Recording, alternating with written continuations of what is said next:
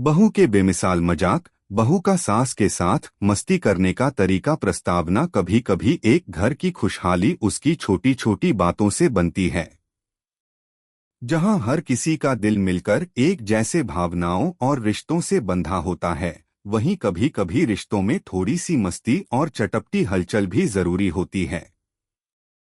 ऐसी ही एक कहानी है माया और उसकी सास शांति देवी की, जिनकी जिंदगी में प्यार, आदर और एक दूसरे की शरारतें भी शामिल हैं।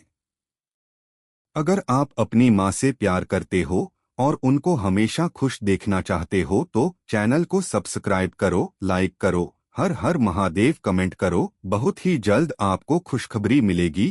प्लीज वीडियो को लास्ट तक जरूर देखें। अब आगे सुने। माया का मजाक करने का तरीका बेमिसाल था। वह न सिर्फ अपनी सास के साथ बल्कि पूरे परिवार के साथ मजाक करती, जो कभी भी नीरस नहीं होता। उसकी एक मुस्कान और सास के साथ की हल्की फुल्की शरारतें घर में खुशनुमा माहौल बना देती थीं। माया के मजाक का तरीका अद्भुत था, लेकिन सास शांति देवी भी उतनी ही चतुर थीं, जो उसे कभी हारने नहीं देती। उनके बीच का रिश्ता एक अद्भुत सामंजस्य का था, जो आजकल के रिश्तों में कहीं खोसा गया है। आइए जानते हैं माया और शांति देवी के इस दिलचस्प रिश्ते के बारे में। माया और शांति देवी की पहली मुलाकात। माया को अपनी सास के साथ पहली मुलाकात याद थी। वह पहले ही कुछ ज्यादा ही नर्वस थी। घर के माहौल में कदम रखने के बाद उसने सुना था कि सास बहू के रिश्ते में अक्सर खटास होती है, लेकिन माया को उम्मीद थी कि वह सब कुछ सामान्य रखेगी। पहली मुलाकात में शांति देवी ने उसे कुछ ज्यादा ही संजीदा महसूस कराया था। वह एक परिपक्व महिला थीं, जो हमेशा अपने परिवार और घर की शांति के लिए प्रतिबद्ध रहती थीं। माया को समझ में आया कि शांति देवी को खुश रखने के लिए उसे भी थोड़ी गंभीरता और समर्पण की आवश्यकता होगी। लेकिन माया ने जल्दी ही महसूस किया कि शांति देवी के साथ अधिकतर बातचीत में कभी न कभी एक मजेदार पल भी छुपा होता। शांति देवी की आंखों में एक हल्की मुस्कान थी, जो उनकी कठोरता के बावजूद कभी न कभी नजर आ जाती थी। माया को लगने लगा कि सास के साथ मजाक करना भी एक तरीका हो सकता है रिश्ते को हल्का और खुशहाल बनाने का। माया का मजाक। शांति देवी के साथ मस्ती। माया ने धीरे धीरे शांति देवी को जानना शुरू किया और उसके बाद से ही वह उसे चिढ़ाने लगी। यह चिढ़ाने का तरीका बहुत सधा हुआ था, जिससे शांति देवी को भी न सिर्फ मजा आता, बल्कि वह हमेशा उसके जवाब में कुछ ना कुछ दिलचस्प बोलने लगती। एक दिन माया ने शांति देवी से कहा, माँ जी, आज तो आप बहुत ही सुंदर लग रही हैं। क्या आपके पास कोई खूबसूरत पर्स है? शांति देवी थोड़ी चौंकी। अरे, तुम क्या कह रही हो माया?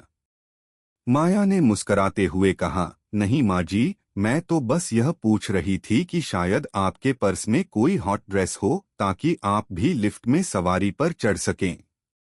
शांति देवी समझ गईं कि यह माया का तरीका है, तो उन्होंने भी बिना घबराए जवाब दिया, तुम अब क्या जानोगी कि लिफ्ट में किसको चढ़ना चाहिए और किसको नहीं। माया की आंखों में हंसी थी और उसने पाया कि इस मजाक से उनके रिश्ते में एक नई चमक आ गई थी। वह न सिर्फ अपनी सास को हंसी में डाल देती थी, बल्कि वह भी बिना किसी रोकटोक के माया को जवाब देती। शांति देवी का चुपके से मजाक। माया की मजाक करने की आदत के बाद अब शांति देवी ने भी अपने तरीके से माया को चिढ़ाना शुरू किया। शांति देवी के दिमाग में भी अब नए नए उपाय आ रहे थे, जिससे वह माया को हंसी में डाल सकें। एक दिन माया रसोई में अपनी सास के पास बैठी थी। वह अपनी सास से पूछ रही थी, माँ जी, क्या आप कभी ध्यान देती हैं कि आपके घी में थोड़ा सा स्वाद कम हो गया है? शांति देवी हंसते हुए बोली, तुमसे कहूँ माया, तुम तो हर बात पर शिकायत करती हो। अब घी में स्वाद कैसे कम हो सकता है? क्या तुम भी किसी होटल में घी खाने जाती हो? माया ने मजाक में कहा, अरे माँ जी, होटल का घी तो बिल्कुल अलग होता है। क्या आप नहीं जानती कि घी में भी फैशन आ चुका है? शांति देवी मुस्कराईं और बोलीं, तो तुम्हारे होटल के घी का स्वाद तुम्हारे दिमाग पर चढ़ गया है। तुम ठीक से समझ नहीं पाती हो कि घर का घी कितना बढ़िया होता है। अब माया को लगा कि उसकी सास भी उसकी तरह मजाक करने में पूरी तरह माहिर हो गई थी। शांति देवी ने यह साबित कर दिया था कि एक सास भी बहू के मजाक से पीछे नहीं रह सकती। माया और शांति देवी का मजेदार युद्ध। माया और शांति देवी के बीच अब एक मजेदार युद्ध शुरू हो गया था। दोनों एक दूसरे को हंसी में डालने के नए नए तरीके सोचने लगी थीं। एक दिन माया ने शांति देवी से पूछा, माँ जी, क्या आप कभी किसी जिम जाती हैं? शांति देवी थोड़ी चौंकी। जिम? तुम क्या कह रही हो माया? मुझे तो वैसे भी जिम जाने की कोई जरूरत नहीं। माया मुस्कुराते हुए बोली, पर माँ जी, आप तो हर रोज जिम में खाना पकाओ और झाड़ू पोछा करने की एक्सरसाइज करती हो। शांति देवी तुरंत जवाब दी, क्या तुम मुझे मजाक बनाने आई हो? तुम खुद ही देखो कि तुमने कितना मेहनत किया है, अब जिम में जाकर टायर्ड हो जाओगी। माया हंसी में फूट पड़ी। ठीक है माँ जी, आप ही मेरे ट्रेनी हो। प्यार और मजाक का अनोखा मिश्रण। माया और शांति देवी के रिश्ते में न सिर्फ प्यार था, बल्कि मस्ती और मजाक भी था। यह मजाक कभी भी घर के माहौल को खराब नहीं करता था, बल्कि हर किसी को जोड़ता था। एक दिन माया और शांति देवी घर के आंगन में बैठी हुई थीं, और उनके बीच फिर से मस्ती का दौर शुरू हुआ।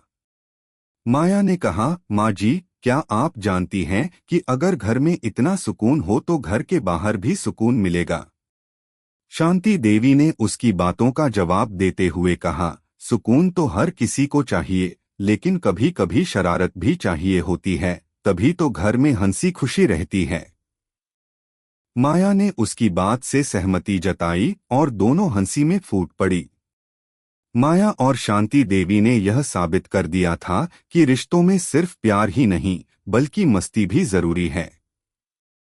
उनके मजाक के बिना घर का माहौल सूना सा लगता।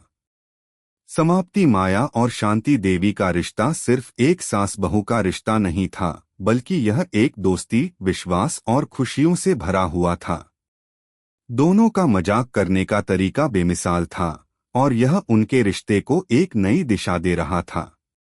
जीवन के इस अद्भुत सफर में माया और शांति देवी ने यह सिखाया कि रिश्ते मजबूत तभी बनते हैं जब उनमें प्यार, समझ और थोड़ा सा मजाक होता है। कैसी लगी आपको कहानी? प्लीज कमेंट करो, लाइक करो, सब्सक्राइब करो। धन्यवाद।